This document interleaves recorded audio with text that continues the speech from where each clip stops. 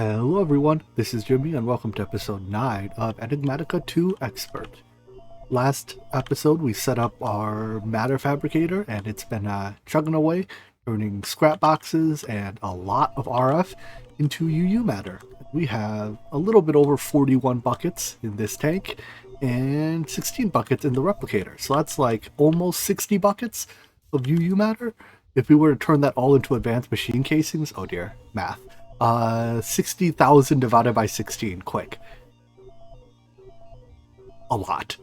A couple thousand? 3,000-ish, I think?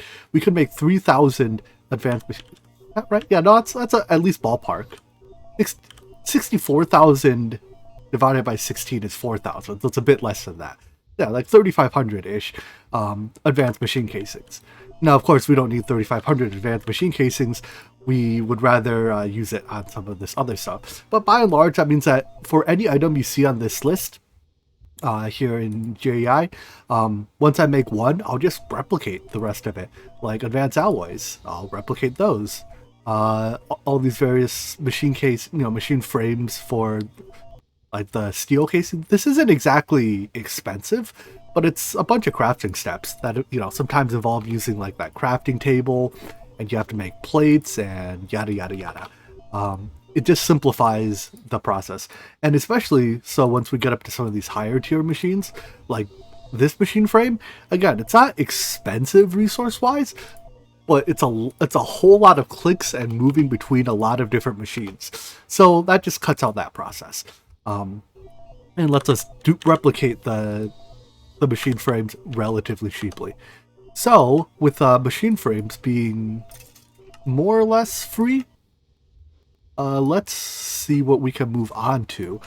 I would like to get into thermal expansion today, and maybe even down into Ender IO. We're not quite at that point yet. But to get to thermal expansion and Ender IO, we're going to have to make the RF Tools machine frame. This is one of the only recipes I've ever seen that uses dry rubber. Almost everything, you're like 99% of the time you're completely fine just turning all your dry rubber into plastic, but apparently I need 2 pieces of dry rubber this time. So come on, crafter, give me one more. All right. I just briefly turned off the extract from our crafter here so I could secure 2 pieces of rubber. This also seems like a good time to scan the machine case from it's from Tesla Core Lib, but mostly it's for the industrial foregoing machines. So scan faster. And then printed a whole bunch of these cases. I have 14 more of them. We can print more as needed, but I'll craft these machine frames, which completes the quest. Take one of them, scan this as well, and I'll never have to craft another one in my life. I could just print any more I need. Again, 26 millibuckets per, that's fine. I can make, for 1 bucket, I can make 40 of them. And yeah, that's tons and tons and tons and tons. So import that. Machine frames, go. There we go. I put 9 over, it's probably more efficient to use less overclockers and time in a bottle it. This time in a bottle scales, both, it scales the power cost, or it doesn't decrease the efficiency of the machine, I guess is what I'm trying to say, whereas the overclockers do. And I've got 10 hours in my time in a bottle. Anyways, that's enough for now. That's a lot of frames. I love this concept of machine frame recipes being somewhat challenging, but then allowing you to use a replicator to make additional ones beyond the first. Alright, so this gives us a choice of stuff. Probably doesn't matter. I'll decide later. However, that also opens up the RF Tools quests here, which I think at least some of these we have already completed. Just because I've done a lot of RF Tools stuff already. So let's just hit the claim button and start opening loot boxes. Well, I'll take that. Okay, whatever. RF Tools doesn't really have any built-in like progression systems. It's mostly just, as the name implies, a collection of nifty tools. So there's we're not going to do much more in there. We'll consume the tools in there as needed. But the next step is just to make the thermal expansion machine frame, which mostly is just jamming a bunch of other like machine frame style things together. In fact, the only thing in here we haven't made yet is the device frame. So what does this? Oh, that's super easy. So let me just collect some materials. We'll have to make one of these. Copper? Alright. Give me some copper gears. By merging 5 machine frames together, these like the Power Rangers, we can make the ultimate machine frame. Or is it the ultimate machine frame? Or no, there's a couple more machine frames after it. So it's like the penultimate machine frame. Whatever. Don't stress the details. Then repeat the scanning process. I love the time in a bottle. This takes like, I don't know, maybe 3 to 4 minutes without a time in a bottle. But with the time in a bottle, I mean it takes seconds. I waste a lot of time doing that, but whatever. I still have 10 hours of my time in a bottle. Anyways, yes, we're gonna need a fair number of these. So make me a fair number of these. There's a whole lot of quests here in this chapter. Give me this loot bag first. Meh. However, we don't realistically need to do 90% of these things. Like, I don't need an energetic infuser. Probably don't need a fractioning still, unless these are used somewhere else. But some things that are very helpful, I think a compactor has some gear recipes that can only be made in it. Basically, there's some things that a compactor can do that the press cannot do. Besides that, these are actually mostly just utility machines. So because they serve utility functions, we'll build them as we need them. What that means is that I would rather come back here to gates and tackle Blenderio next? Yeah. So this requires a couple things. First of all, these gears require grains of infinity, which I assume are made the standard way. Yeah, we can pour some type of thing, either fire, lava, or fire, water, or we can have some way of lighting fires on bedrock. I have a plan. Plans are good. I'll tell you my plan in a bit. But let me pull up the chassis, right? Yeah. The tricky thing in here, though. All right. Well, there's a couple tricky things. This hardened cell frame requires an empower, so we're gonna have to build it in power. I assume the empower is the lowest tier of the like empower upgrades into the combination crafter, which upgrades into the fusion crafter, which I find kind of backwards. I thought the fusion crafter was generally lower tier than the combination crafter, but I mean, this is a recipe, so. Anyways, we also need this titanium alumide, which is made in a. Hold on, I want the titanium alumide ingots. Are made in a arc furnace from aluminum and titanium dust, and I think unless we haven't found any titanium while mining yet, right? I think we have to get titanium through. Well, here, where does rutile generate? Yeah, nowhere we can go. So we have to get titanium from what that tooltip says there. The advanced metallurgic fabricator turns stuff into titanium ingots with liquid chlorine. Alright, well, hopefully we don't need to make a lot of it this way, because this looks like a royal pain. And I somehow doubt there's a shortcut. I thought I was onto something briefly. I thought that instead we would go do advanced rocketry first, which, for one, just straight up rewards titanium ingots. But also, it'll allow us to go to the other planets to get titanium, so we don't have to do that, like, 30,000 step process. Let me show you the deepest rabbit hole in Minecraft crafting. So, this takes a signalium cell frame, right? Okay. 1 step, 2 step, 3 step, 4 step, 5 step, 6 step, 7 step. A billion more steps? Like, geez, how deep does this rabbit hole go? But one of these steps is this energy cell frame again. Wait, no, not that one. Wait, where was the bit that required titanium? Something here required titanium, right? Am I crazy? Oh no. I guess the titanium was for... Oh, so we can. Hold on. If I want to dive headfirst down this 30,000 step process... think this will allow us... Oh, we have to make rosin. Remember when I said I don't need a tree funnel? I lied. So this is a very long-winded way to avoid making titanium. I'm in. Unfortunately, the machine structure does not have a UU matter cost. I took a look both in the configs and it is missing the tooltip that was conveniently added to other items that do have a UU matter cost. And this is like 5 times as many steps as I'm willing to do by hand without an ME system. So I'm going to flip-flop for the 7th time today. Give United States politicians a run for their money there. And we can get into applied energistics. This is something that will be immensely useful. So, let's make the ME controller. Recipe doesn't look too bad. The circuit board here looks to be the worst part of it, but even that is... Yeah, it's not a big deal. We can do this. So yeah, I'll do some crafting.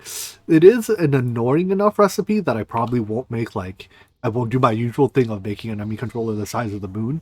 We'll probably... I don't know, if I make maybe 6 controllers, 5 for the main block, 1 for the subnet, that'll be a good starting point.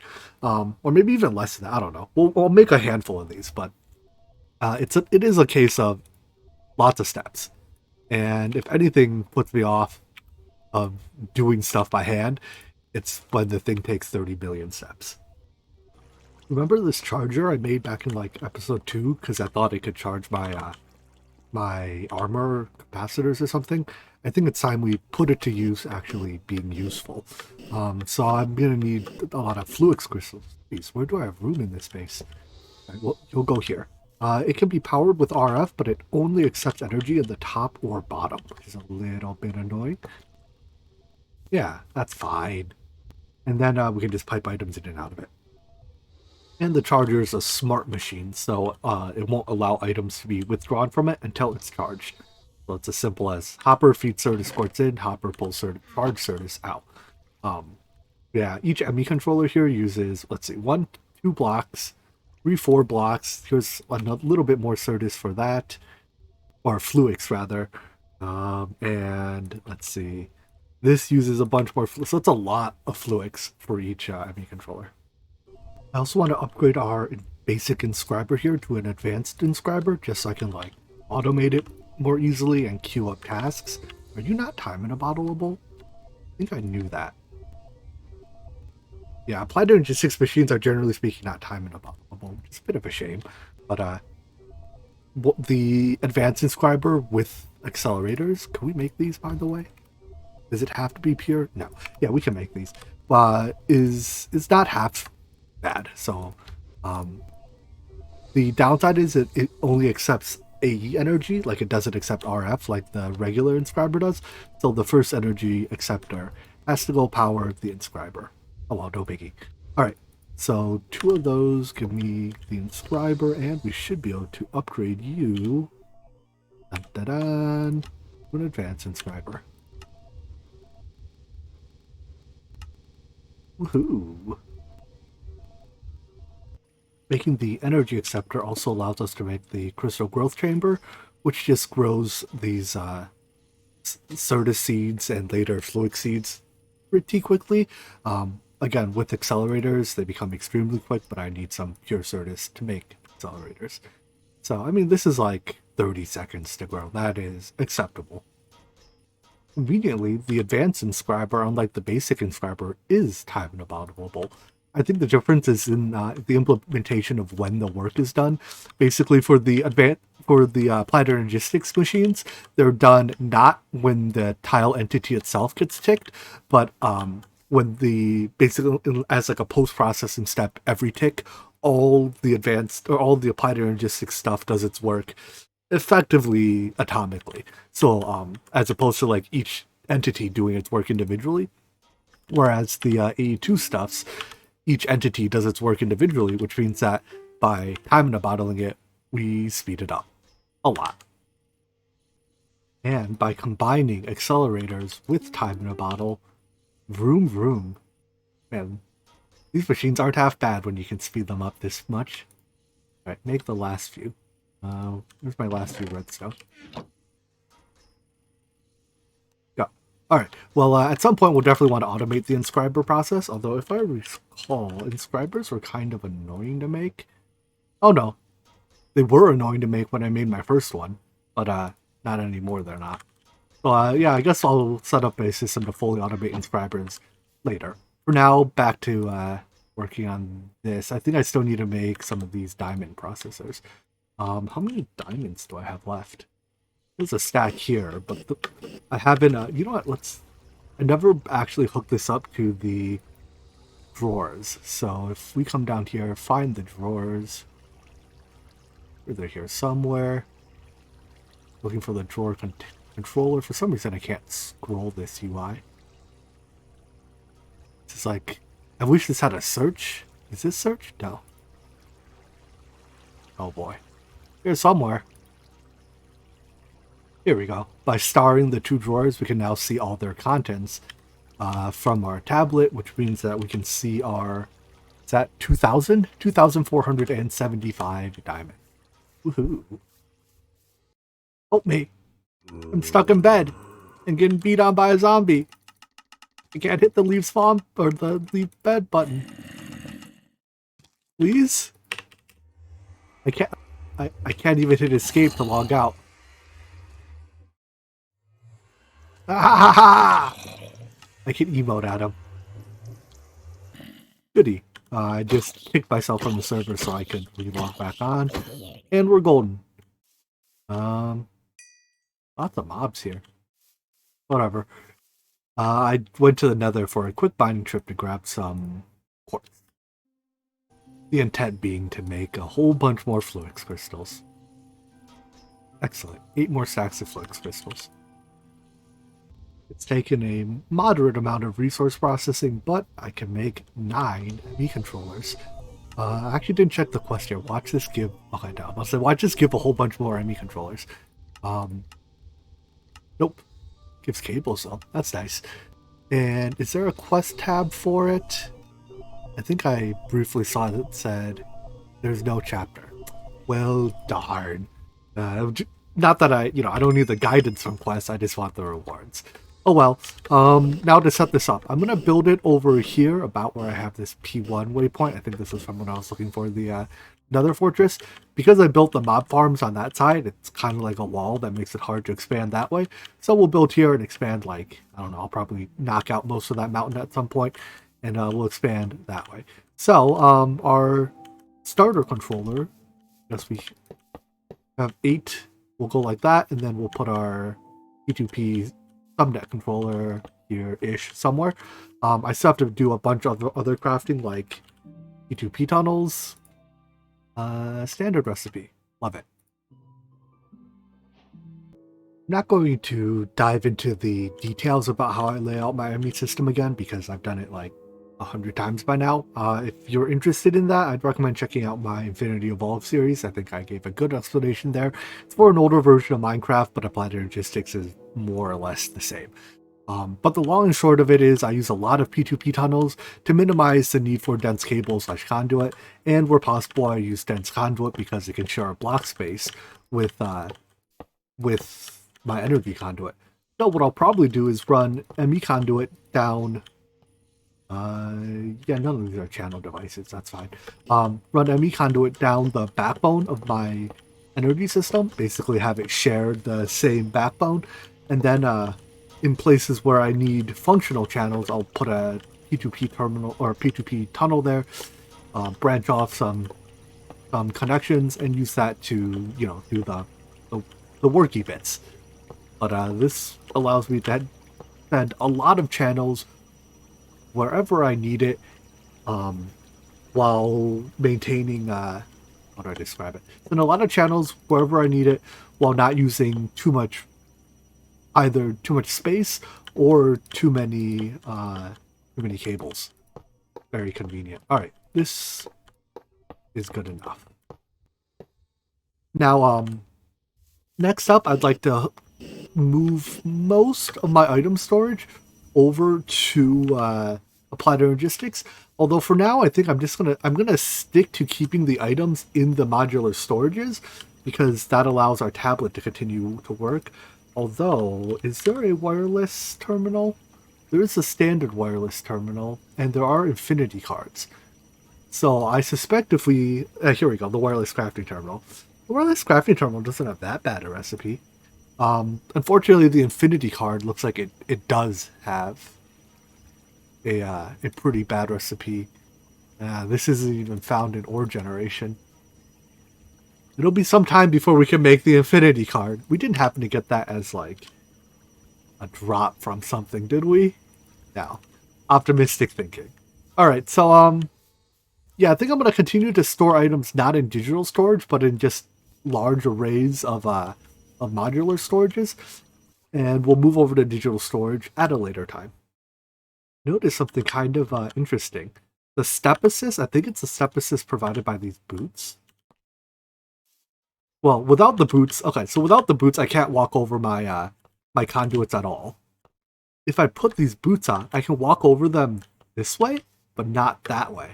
Like, the hitboxes on these conduits are so precise that I get to step up them one way, but not the other. And it's also a little buggy. I think if I try to... They're so incredibly precise, actually, that I can't walk up these, like, nodes. Oh, no, I can. Never mind. I don't know. I thought that was kind of cool. Okay, now I'm just getting stuck on it again. Maybe it's less cool than I think it is. Whatever. I keep running out of nether quartz in the process of making these various components, like the... I think right now I'm making the... Well, the cores take, like, fluid dust, which takes nether quartz, yada yada yada. So I'm going to set up a sifter to sift soul sand, despite the fact that I haven't automated my soul sand yet. It is very quick at making nether quartz. Oh look, the non-compressed sieves use a lot less energy too. But then I just have to take this... Ooh, it makes glowstone too. I suspect nether quartz can be compacted, right? Yep. So nether quartz goes here. Gas tiers probably cannot be compacted. I'm going to have to add a drawer for that. And glowstone definitely can. So it's... If I have to go mining, it's much easier to mine for soul sand than it is nether quartz, because soul sand comes in, you know, veins the size of the moon, whereas nether quartz does not. But this is just a quick way to get some nether quartz. What colors do I insert on? Either brown or... I want blue because I want to bypass the compactors. So, blue. Does that work? Yep, we're getting cleared out. Alright, and then just have to add a gas tier drawer. By storing all the items in these modular storages, I can continue to leave our storage scanner online, which we'll only use generally for interdimensional stuff, but it's good to have. So we'll link that to you, and I guess I haven't even made my ME terminals yet, have I? Let's make those next so I can actually see, you know, we can confirm that the things I'm doing are actually working. But the fact that we see a channel in use is good. In fact, over here, we should observe that there are 10 channels in use. Very good. For starters, we'll have a crafting terminal, a pattern terminal, and an interface terminal. So, if we look at our crafting terminal, or by number of items, these should be all the items, well, I guess not quite all, because I don't have our drawers hooked up to storage buses yet, but all the items in the modular storages, we can see it here. So next up, I want to hook up some of the storage inventories, like this drawer, this set of drawers, you know, the mob drops and stuff on storage buses as well. And in fact, I'm going to make it such that everything downstream of here we'll put on our subnet, or sorry, on the main net, because I don't think I'm going to need more than 32 channels downstream of here ever. While I was connecting this storage bus here, in fact, I want you to be lower priority. Yeah, because I want to use the items from here, and I don't want to put items here. Anyways, while I was hooking this up, I noticed our cursed earth is basically not spawning mobs anymore. How has this bug still not been fixed? It's the bug where if you leave your server up for a long, well, I say a long time, I basically like more than a couple days, the spawn rate of cursed earth just drops off, and it's like, yeah, no mobs are gonna spawn here. I mean, it's not literally no mobs, but the spawn rate just drops off so far. I swear this bug's been around for like 6 years. I'm exaggerating a bit there because obviously this version of Minecraft hasn't been around for 6 years.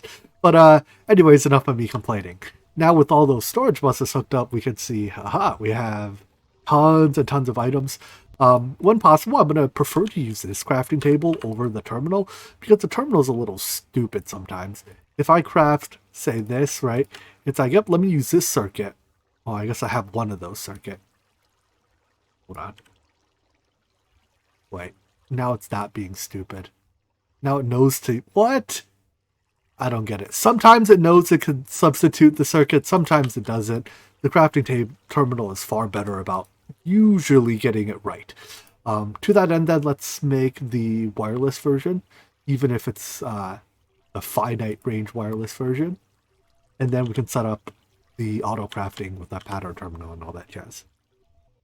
Of course, the terminal itself isn't any good if we can't link it, so I'm also going to need a security terminal. That shouldn't be too bad. Yeah, we should have all the stuff for this in just a second. It does require a 16K storage component, but uh-oh. I was about to say we should have no trouble making that.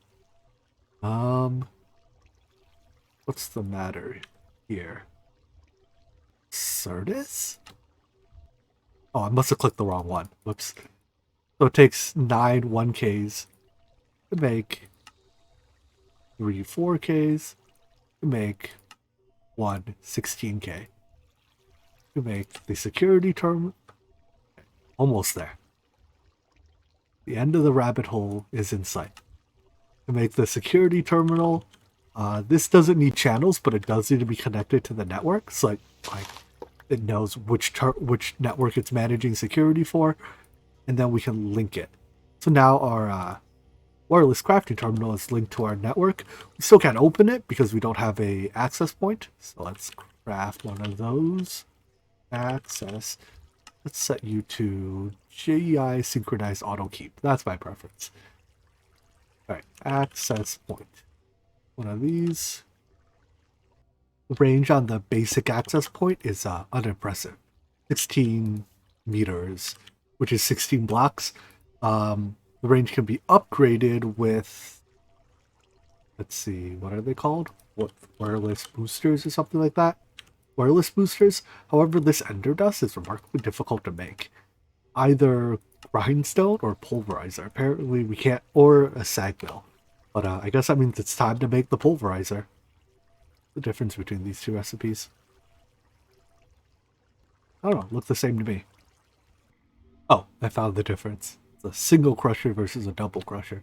I guess this is intended as an upgrade, so the idea is you can upgrade either of your crushers. But we're not going to use it standalone very much. Most of the time we're just going to end up hooking it up to... it's actually pretty fast for basic tier. But most of the time, you know, we're going to end up hooking it up to the ME system. So it's going to sit here very briefly while I make a few ender dust to make the range add-ons. How does 32 of these sound? Yeah, that'll do. 200 meter range is like... I mean, it'll cover everything in the base and a fair bit beyond it. And the RF cost is trivial. 300 RF a tick, 400 RF a tick. Who cares? Alright, but that's the crafting, or the, you know, manual work side of the ME system done. Now let's set up the auto crafting stuff. So for this I need patterns. Oopsies. I haven't even looked at the pattern. I haven't even looked at why. E-A-T-T-E. Why does it keep closing? I think I had my mouse over something when I hit T, and T is the search in world button. But anyways, yeah, I hadn't looked at this recipe till now. I'm glad it's the standard recipe. We also need assemblers to do the actual crafting. So I'm going to make my usual interface assembler tree consisting of 32 interfaces, of which I am currently one short. And somewhere around 150 assemblers. Oh boy. Oh no. We're going to use a slightly different assembler tree because it takes about 1 billion pieces of wood to make each assembler, apparently. Yeah, let me come up with a slightly more We're going to be assembler efficient instead of time efficient, but we can add additional assemblers later. I took another minute to compose my thoughts, and I came to the conclusion that while this does require deforesting the entire Amazon rainforest to make, a couple stacks of molecular assemblers, like that's not that bad a price to pay, right? It's only the Amazon rainforest. But realistically, like everything else here is super cheap. It's really just a lot of wood, and wood is a resource I can collect. Even now, I can collect it reasonably quickly. And once we have a tree farm, wood becomes free. So instead of forever limiting our crafting speed, which is something that will probably matter a lot in the late game, why don't we just bite the bullet? I'm gonna go deforest. Well, I'm gonna go find a forest to deforest. Something like this forest isn't even dense enough at this point. We're gonna need a denser forest to slaughter, but then we'll just kill the entire forest and yeah, turn it into molecular assemblers. I think I don't know. I'll find like a giant spruce forest or something. This will do. A dark oak forest. We'll collect all of this wood between vein miner and the atomic deconstructor insta mining wood. This isn't that bad. I also got this sacred oak sapling from a loot box quite a while ago. I don't think this tree is ginormous, but I think it is pretty large. Well, we got an achievement for that. Let's see how big it actually is. That's quite a bit of wood. Gimme. Can we get it all in one vein mine? Oh, no we can't. That makes it pretty annoying. Oh, wow, the canopy here is really thick. That's actually an incredible amount of wood. We're not gonna, the leaves are basically never going to decay because there's like little bits of, as you can see, little bits of wood stuck all in there. So that's why I planted this intentionally very far away from our base. But I think, is this wood like usable? Can we turn it into planks? Yeah, we can turn it into planks. And they have the plank tag. Okay. Well, I think we can get more saplings from just mining the leaves here. And it'll leave a horrible, ugly mess of floatingness. But that's why this is far away from our base. Because we don't care about leaving a horrible, ugly mess of floatingness here. Over the course of a couple minutes, I was able to get 4,000 logs. That'll be enough for the, at least, hopefully that'll be enough for all of those assemblers. We'll find out. I'll make a few by hand, but first I want to set up a manufactory to turn logs into planks. You only get 2 if you do the craft by hand, and the manufactory with enough speed and energy upgrades is basically instant. Do any auto crafting, we also need crafting CPUs, so I'm just going to start off with 4 64K CPUs. It will inevitably not be enough, but this is a decent starting point. So we'll ram them in here. Each co-processing unit increases the number of tasks that can be processed in parallel, which is, it's good to have. So the more co-processors is better. They're also pretty darn cheap, so there's no reason to use a fairly large number of them. Anyways, let's link you and this, and we are ready for our first crafting task. I don't have any assemblers built yet, so I can't do any crafting tasks that use that, but I can hopefully request planks. Yeah, and 8,000 of them. So if I request that, I should jam a whole bunch of wood in here, and in fact, yeah, it cuts pretty darn quick using 9,000 RF a tick to make wood. If I get more upgrades, in fact, we can even make that faster. That's a double number of upgrades. So I currently have 8 and 8. Let's go to 16 and 16. Very good. All right. So it uses a lot of energy, but it's fast, and speed is more important right now. Anyways, I've encoded all the recipes to make the assembler. There's a lot of them, and normally I try to spread these recipes, spread the recipes out between different dang it, stupid T button thing, different interfaces, so that they can they can use the maximum number of assemblers to craft in parallel. But for now, we're going to put them all on just these two, so I only have to craft 2 assemblers by hand before I can request more. But I believe I can already request these. It's just that, yeah, this actually tells me how much wood does it take. Did I? Hold on. Is that right? Only 12 planks? Something's not right. To make 2 molecular assemblers? Well, I have to craft a couple by hand anyways before I can actually do it. Because right now, I can give it the recipe to tell it that it can craft things, right? But if it tries to actually use the recipe, it'll fail because there's no crafter attached to the interface. These 2 molecular assemblers will go on the 2 interfaces I actually put patterns in. And now we should be able to auto craft molecular assemblers.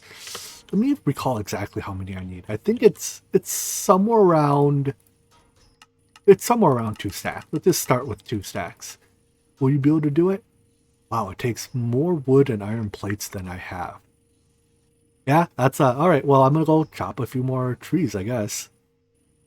These sacred oak trees have like 1,000 logs per tree, which is excellent. Turns out they're not so sacred after all. They're just really woody.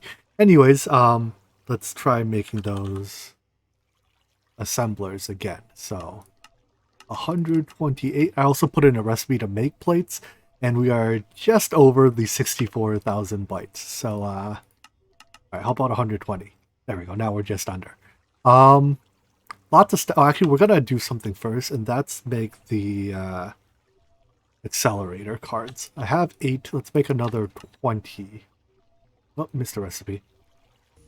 And we'll install these into these 2 assemblers, just so that the assembly process takes a little bit less time. All right, big moment of truth. Can we make 120 of these, and how long will it take? 5,000 crafting tables, 3,000 sacred oak logs on top of the like 1,600 already cut up to make these 8,000 planks. That's a lot of wood. Go. And we're off. According to this, it'll take 5-ish minutes. That's probably underestimating it if I had to guess. Because this iron plate task is being counted in parallel, except this task effectively has no effect on the bottleneck, right? It's entirely this one crafting task that determines our bottleneck. But anyways, I think that is all the time we've got for today. So I'm just going to let this finish however long it takes, and I'll place all the assemblers and give them their accelerator cards between videos, because that's just a whole lot of clicking. Nothing you're interested in seeing. In any event, I hope you enjoyed watching this video. And I hope to see you in the next one. Take care. Bye-bye.